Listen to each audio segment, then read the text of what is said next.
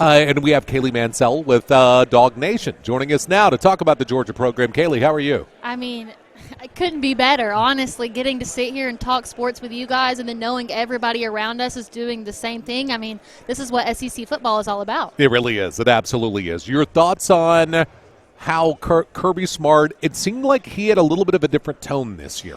And I think part of it may be that he is kind of the elder statesman of the SEC with Nick Saban retiring. Yeah, I couldn't agree more. We almost called it he serves in the Speaker of the House role now. Yeah, it's an assumed position that he took on from Nick Saban. And as someone who's sat in on plenty of Kirby Smart press conferences, I always say he would make a great politician because he can say something so little without saying anything at all. So I definitely thought that his approach and his tone to how he went about today was a side of him that we've never seen before, and it was honestly really refreshing. I feel like we got more out of him today than we have in the last 2 years. Okay, really? Yeah. Yeah.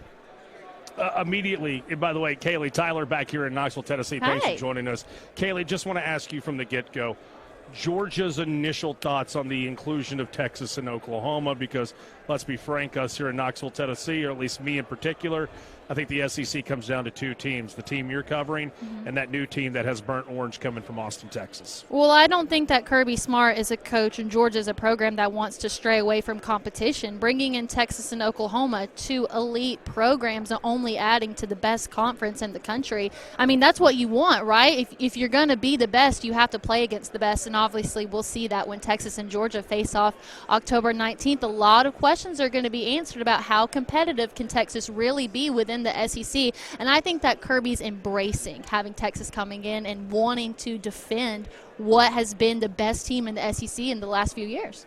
So Kirby Smart said something in the electronic media room. We're with Kaylee Mansell, Dawgnation reporter.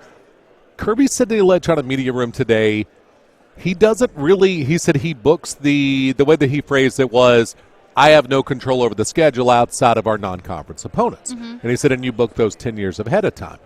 Were you aware that Kirby doesn't have say over who would over his schedule? Because there are a lot of coaches who have fought for that kind of thing. Yeah. Dan Mullen at a time did it at Mississippi State. Mike Gundy kind of famously threatened to take the Tennessee job if Oklahoma State didn't give him control over his schedule.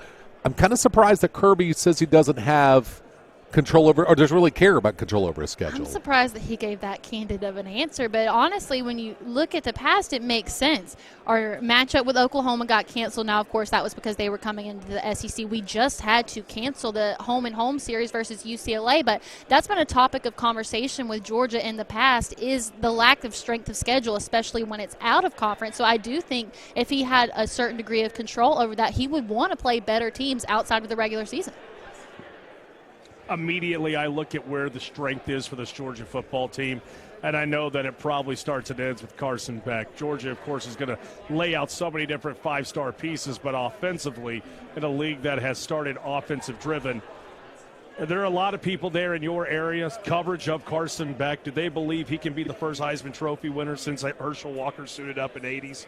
Well, let's first talk about the first thing that you said. Hearing you talking about Georgia as an offensive unit, that's not something that we've heard of in recent years. You think about those two teams that went back-to-back, it was all about the defense. You have to go back to the David Green days to think about Georgia as an offensive team, and we haven't had a Heisman Trophy candidate or winner since Herschel Walker. Now, we had Stetson in New York, but Herschel being the true last one, the fact that Carson Beck, Georgia offense, UGA, and Heisman are all in the conversation, like, if you would have told me that 2 years ago, I would have told you that you were crazy. But it is nice to see how the fan base has rallied behind Carson Beck, because this time last year, we didn't even know that he was going to be the starting quarterback. So to go from that to being a potential Heisman Trophy winner in such a short span amount of time, it's nice to see Dawgnation and the Georgia fan base rally behind our quarterback, especially when he's not a guy that's a very vocal leader. He leads by example and is someone who waited his time. He could have transferred out when Stetson Bennett was named the starter. I think that him winning the Heisman Trophy would just be the perfect ending to a full circle story. Kaylee Mansell, Dawgnation, joining us now here on Tyler and Will, live from Radio Row in Dallas. Okay, it's the biggest question for Georgia. They're replacing Ladd McConkey. They're replacing a tight end that was pretty darn good from what I understand in Brock Bowers. Is that the biggest question for this Georgia team? I think it's similar to that. It's who becomes the go-to guy, because it seemed like our default last year when things go wrong, especially when you look at Georgia and Auburn's matchup from last year, it seemed like Bobo's plan was just, hey, let's hand the ball to Brock Bowers. That's the sure thing. And even when he got hurt, we still had Ladd McConkey. Now, this year, you look at the wide receiver core and the tight ends, there's not a name that sticks out above the rest. It's not necessarily one great guy. It's a bunch of good guys. So who becomes that go-to guy for Carson Beck? My personal opinion, I think it's going to be Dylan Bell, someone who shined in the game against Tennessee last year, if you'll remember. I think that becomes him. But who is it that Carson Beck goes to when he doesn't know what else to do? I think that's the big question. Kaylee, before we get things wrapped up with you, if I asked you right now, Georgia or the field in the SEC, could you give us an answer? Because you seem like you're pretty much neutral and you can give us the answer.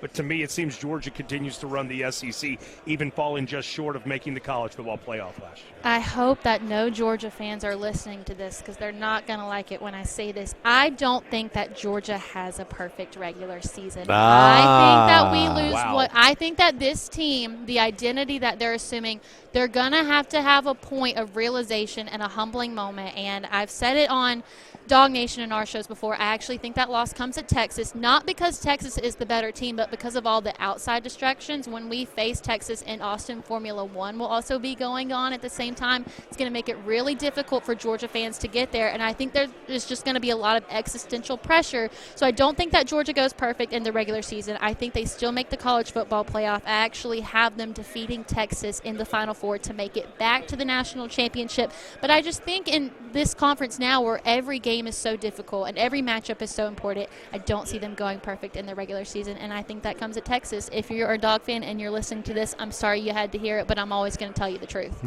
Kaylee Mansell, Dawgnation, joining us here on Radio Road. Tyler and Will on 99.1 The Sports.